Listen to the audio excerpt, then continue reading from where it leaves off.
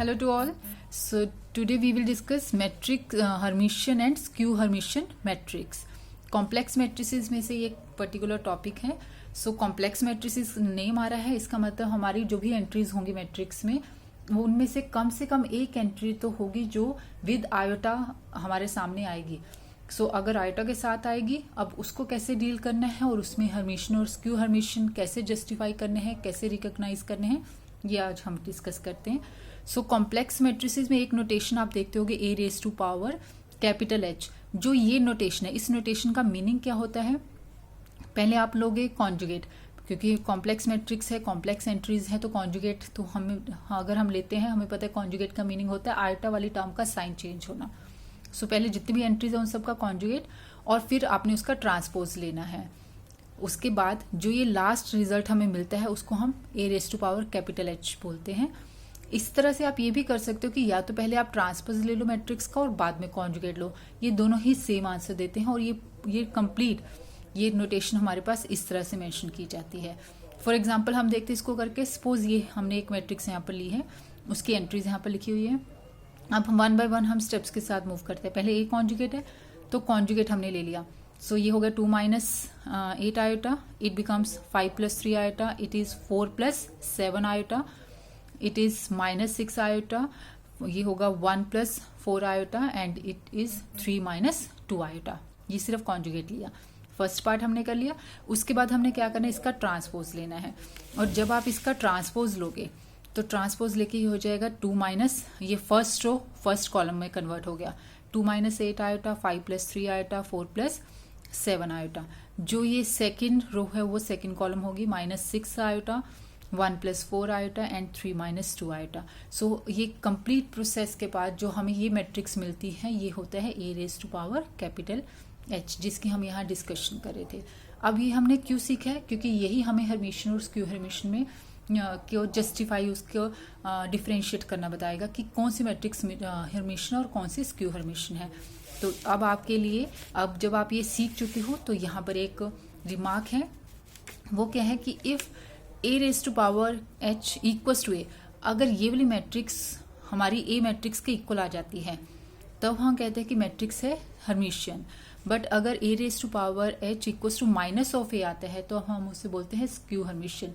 जैसे हम सिमेट्रिक और स्क्यू सिमेट्रिक करते होते थे ना, कि अगर ए ट्रांसपोज इक्वल्स टू ए है तो वो सिमेट्रिक होती थी, बट अगर ए ट्रांसपोज इक्वल्स टू -ए होता है तो वो स्क्यू सिमेट्रिक होती थी. तो स्क्यू वर्ड का मीनिंग तो आप समझ जाओगे कि सिर्फ माइनस और आना चाहिए, ऐड होना चाहिए. और यहाँ बस अब ए रेज टू पावर एच आएगा ट्रांसपोज के प्लेस पर. तो ये तो है हर्मिशियन और स्क्यू हर्मिशियन. अब हम करेंगे इनके क्वेश्चन. इसका क्वेश्चन करते हैं तो हमें पता चल जाएंगे स्टेप्स क्या है. फॉर एग्जाम्पल देखो बेटा, मैंने आपके लिए एक मैट्रिक्स यहाँ पर लिखी हुई है. तो अगर हम अब इसको फाइंड आउट करेंगे, फिर देखते हैं वो ए के इक्वल आ रहा है तो वो हर्मिशियन है, और अगर वो माइनस ऑफ ए के इक्वल आ रहा है तो वो स्क्यू हर्मिशियन है. सबसे पहले हमने कॉन्जुगेट ले लिया. आप एक साथ भी स्टेप को कंपाइल करके लिख सकते हो. मैंने इसको अलग अलग लिखा है ताकि सिर्फ समझने के भी पर, नहीं तो अगर हम एग्जाम में अटेम्प्ट कर रहे हैं इसको तो हम इसको कंपाइल करके एक साथ ही लिखेंगे और इतना सब कुछ करने की जरूरत भी नहीं है. जब हम क्वेश्चन करेंगे ना, मैं आपको कुछ पॉइंट बता दूंगी, वहीं से आपको जस्टिफाई हो जाएगा कि whether the given matrix is Hermitian और स्क्यू हर्मिशियन. चलो अभी तो ये हमारे पास मैट्रिक्स है. सबसे पहले हमने इसका लिया कॉन्जुगेट, तो ये होगा 3 1 + 2 iota, 4 - 7 iota. It is 1 - 2 iota, -4 and 2 iota.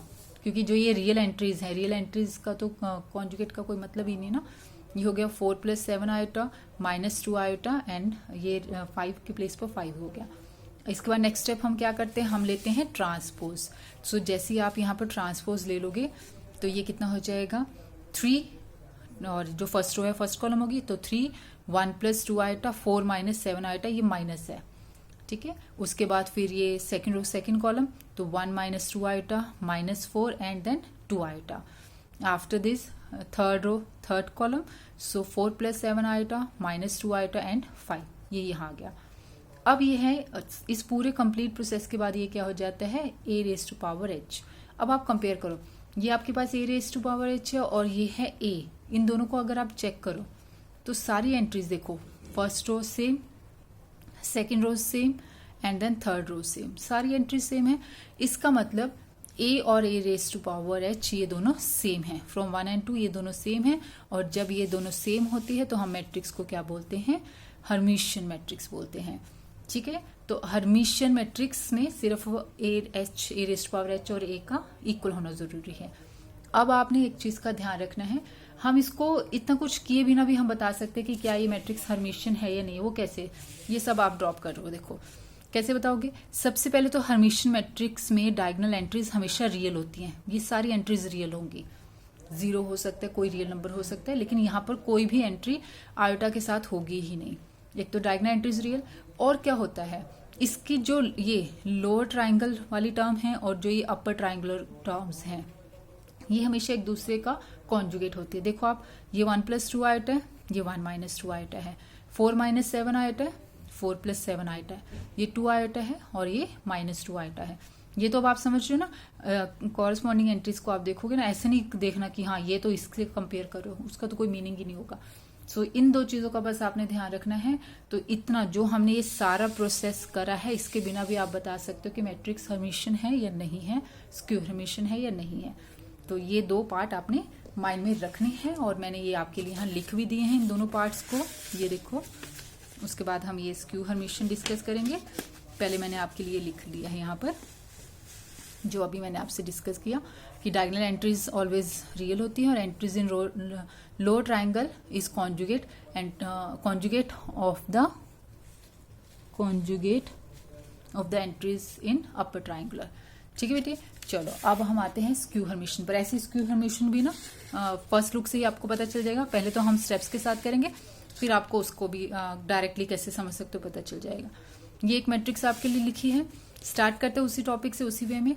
तो पहले हमने लिया कॉन्जुगेट, कॉन्जुगेट ले लोगे 0 1 + 2 आयोटा, ये 1 + 3 आयोटा, इट इज -1 - 2 आयोटा, ये -1 ये कुछ नहीं है, अच्छा ये कुछ नहीं है यहाँ पर, तो -1 - 2 आयोटा, ये 5 आयोटा, ये हो जाएगा 1 - 4, ये होगा -3+, और बाकी एंट्रीज आप देख लोगे। कॉन्जुगेट अब आपको आता है।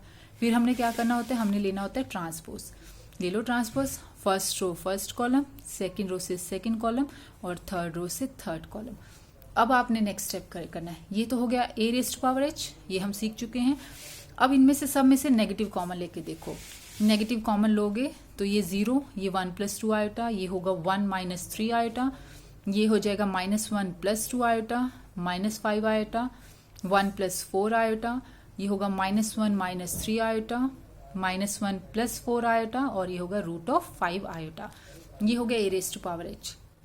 अब आपने क्या करना है, देखो अब यहाँ पर जो आपकी फर्स्ट रो है वो है 0 1 + 2 आयोटा, 1 - 3 आयोटा, और ये जो हमने ऊपर लिखी थी मैट्रिक्स से, उसमें भी आप चेक करो 0 1 + 2 आयोटा, 1 - 3 आयोटा।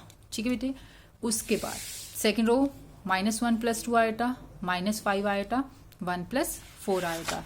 ये भी आप यहाँ कंपेयर करो, यही है कि -1 + 2 आयोटा, -5 आयोटा एंड 1 + 4 आयोटा, और लास्ट थी आपकी -1 - 3 iota, -1 - 3 iota, then -1 + 4 iota, -1 + 4 iota, √5 iota, here is also √5 iota.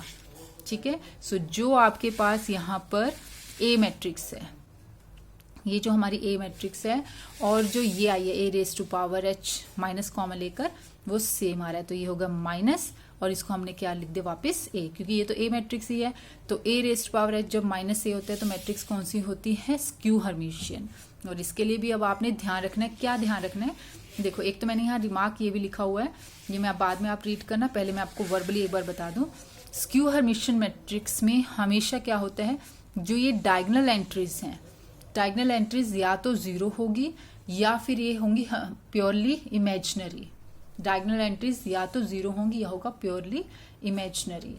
और क्या होता है इसमें, जो ये आपको लो ट्राइंगल और अपर ट्राइंगल में नजर आ रही है ना एंट्रीज, ये हमेशा नेगेटिव होंगी एक दूसरे का। नेगेटिव कैसे लेना है, देखो ये जो नेगेटिव इन द सेंस मतलब इसका रियल पार्ट नेगेटिव रखना है, इमेजिनरी पार्ट तो सेम ही रखना होता है, और रियल पार्ट उसका नेगेटिव होता है।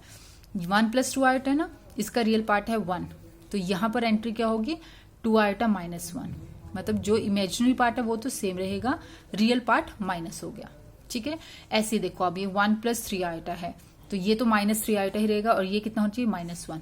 नजर आ गया आपको यहाँ, ठीक है। अब ये है 1+4 आइटा, इमेजिनरी पार्ट सेम रहेगा और रियल पार्ट कितना होगा -1। तो आप यहाँ से भी जज कर सकते हो कि क्या हमारी मैट्रिक्स स्क्यू सिमेट्रिक है या नहीं है। मैंने वो सेकंड वाले को नहीं लिखा है, फर्स्ट बस मैंने लिख दिया कि जो डायगोनल एंट्रीज होती है वो तो 0 होती है या प्योरली इमेजिनरी। तो अब आप ट्राई करना डिफरेंट क्वेश्चंस के साथ और क्लैरिटी